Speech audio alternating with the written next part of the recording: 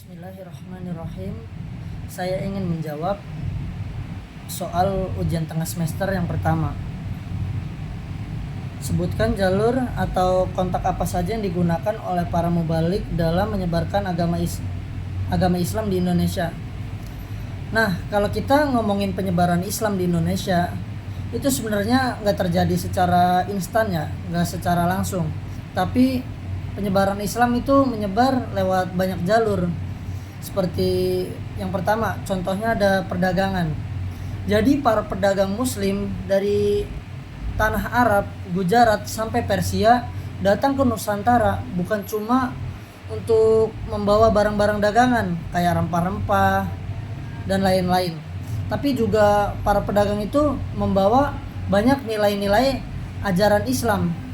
Dari situlah masyarakat mulai mengenal ajaran Islam secara perlahan, dari obrolan-obrolan yang ringan sampai mulai timbul rasa kepercayaan. Selain perdagangan, ada jalur yang kedua, yaitu lewat jalur perkawinan atau pernikahan. Nah, para pedagang muslim ini sering menikah dengan penduduk-penduduk masyarakat lokal. Dan dari pernikahan itulah lahirlah keluarga-keluarga muslim yang baru.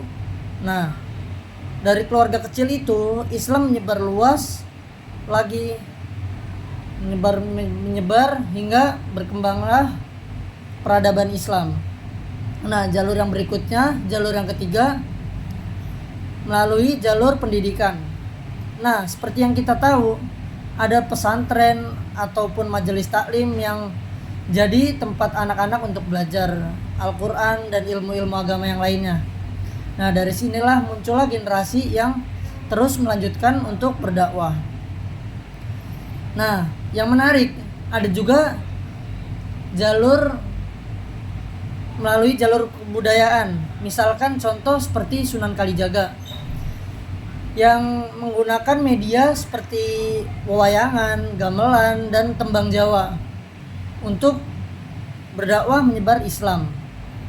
Jadi orang itu nggak merasa asing karena Islam masuk lewat budaya yang sudah mereka kenal.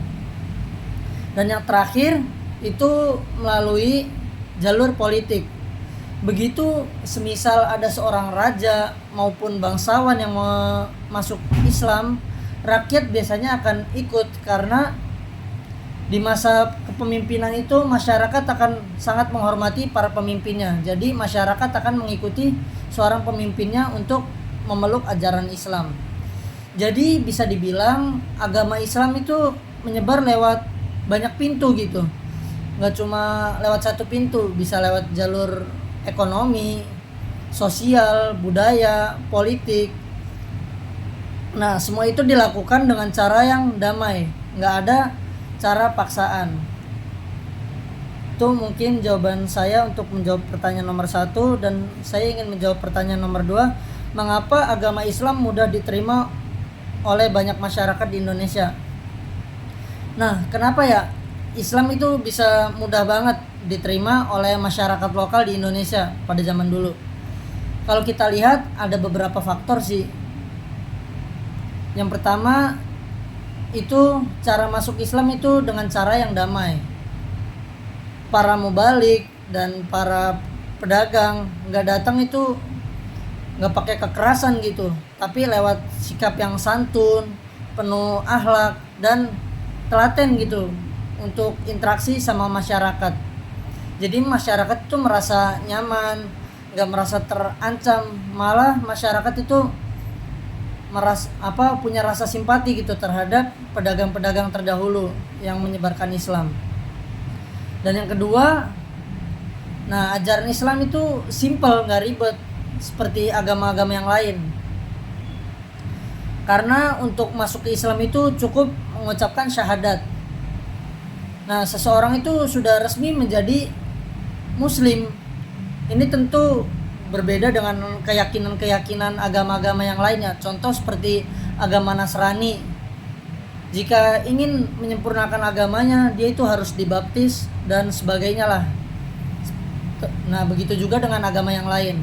Nah, kalau dikaitkan dengan jawaban saya yang sebelumnya, Islam juga mudah diterima karena jalur yang dipakai para mubalik itu pas banget dengan kondisi masyarakat waktu itu. Misalnya ya, lewat perdagangan dan perkawinan yang memang langsung bersentuhan dengan kehidupan sehari-hari. Jadi masyarakat bisa merasakan langsung gitu contoh nyatanya. Selain itu, Islam juga fleksibel lah, bisa dibilang lentur terhadap budaya lokal. Tradisi seperti syukuran, makan-makan bareng, atau selamatan nggak langsung dihapus, tapi Islam itu mengarahkan supaya sesuai dengan nilai Islam. Misalkan acara tersebut diisi dengan doa-doa, pembacaan tahlil dan sebagainya. Jadi orang-orang nggak merasa agamanya itu bentrok dengan budaya yang ada. Dan terakhir, jangan lupa ya, faktor peran tokoh masyarakat dan kerajaan. Begitu pemimpin memeluk Islam, rakyat itu ikut serta, karena di masa itu wibawa pemimpin tuh sangat berpengaruh besar sekali. Jadi Islam itu mudah diterima karena kombinasi ajarannya sederhana, dakwahnya damai, dekat dengan budaya, dan didukung oleh para tokoh masyarakat seperti raja dan para bangsawan. Seperti inilah yang cara seperti inilah yang membuat Islam itu bisa berkembang cepat di tanah air Nusantara ini. Dan saya ingin menjawab pertanyaan yang ketiga, apa yang saudara ketahui tentang integrasi Islam dan budaya lokal serta diberikan contohnya.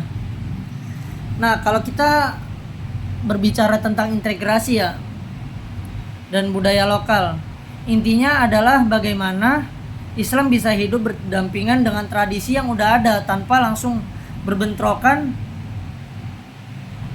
Nah, di Indonesia proses ini tuh jalan dengan cara yang unik ya. Seperti yang saya jelaskan sebelumnya, salah satu Islam gampang diterima itu adalah karena Islam itu nggak langsung menghapus total budaya, tapi Islam itu masuk ke dalamnya, ke dalam budaya tersebut. Contoh paling nyatanya adalah tradisi yang saya sampaikan juga sebelumnya, seperti selamatan dan lain-lain di Pulau Jawa terlebihnya. Nah, dulu tradisi itu mungkin hanya berupa ritual syukuran dan lain-lain. Nah, karena masuknya Islam itu memasukkan nilai-nilai keislaman seperti pembacaan tahlil, pembacaan Quran, dan doa-doa lainnya.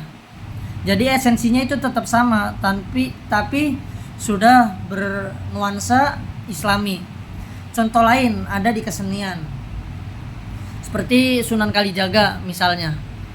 Sunan Kalijaga itu tidak melarang pewayangan, padahal pewayangan itu berakar dari budaya Hindu dan Buddha, tapi beliau memodifikasi cerita-cerita, tokoh-tokoh, dan lakon tokoh tersebut diselipkan pesan tauhid, akhlak, dan nilai-nilai Islam. Jadi masyarakat tetap bisa menikmati budaya yang mereka suka tanpa sekaligus dapat mendapatkan pesan keislaman. Bahkan sampai sekarang integrasi itu masih bisa kita lihat dan kita rasakan. Misalnya tradisi Maulid Nabi dengan menggunakan hadroh, sholawat, sampai arak-arakan, itu semua bentuk perpaduan antara budaya Islam dengan budaya Nusantara yang pada akhirnya memperkaya cara kita beragama. Jadi intinya integrasi Islam dan budaya lokal itu bukan berbenturan, tapi justru proses saling melengkapi. Islam tetap murni dengan nilai tauhidnya, tapi cara penyampaiannya disesuaikan dengan kebiasaan masyarakat setempat. Nah, itu jawaban saya untuk menjawab pertanyaan nomor 3. Dan lanjut ke pertanyaan terakhir, pertanyaan keempat, ceritakan perjalanan dakwah salah satu tokoh penyebar agama Islam Indonesia. Nah, kalau disuruh menceritakan perjalanan dakwah salah satu tokoh penyebar agama Islam di Indonesia, saya akan memilih Sunan Kalijaga. Kenapa saya memilih beliau? Karena menurut saya ya, beliau itu punya pendekatan yang menurut saya paling kreatif dan sangat berdekatan gitu, berinteraksi langsung dengan masyarakat.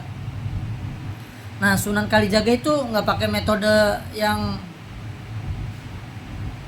inilah monoton gitu, nggak pakai dakwah yang keras juga. Beliau itu memanfaatkan budaya Jawa lah yang memang sangat kental di daerah tersebut dengan budaya Hindu-Buddha, wewayangan, gamelan, tembang Jawa dan lain sebagainya. Nah, Sunan Kalijaga itu memanfaatkan media tersebut untuk menyampaikan agama Islam. Nah, bayangin nih, orang-orang datang untuk menonton wewayangan, tapi tanpa mereka sadari lewat tokoh dan cerita wayang tersebut mereka sedang belajar nilai tauhid, akhlak, dan pesan moral Islami tanpa perlawanan. Nah, selain lewat seni, Sunan Kalijaga juga mengedepankan nilai-nilai akhlak. Beliau selalu tampil sederhana, dekat dengan rakyat, dan nggak membeda-bedakan lah siapapun. Sikap ini membuat masyarakat tuh merasa dihargai dan akhirnya terbuka menerima ajaran agama Islam. Nah, perjalanan dakwah Sunan Kalijaga ini di Indonesia itu bisa dibilang cukup unik ya, karena nggak cuma lewat kitab dan ceramah aja, tapi Sunan Kalijaga memanfaatkan budaya, seni, dan keteladanan hidup sehari-hari. Nah, dan cara ini terbukti efektif karena Islam bisa menyebar luas di tanah Jawa tanpa mengalami konflik yang besar dengan masyarakat.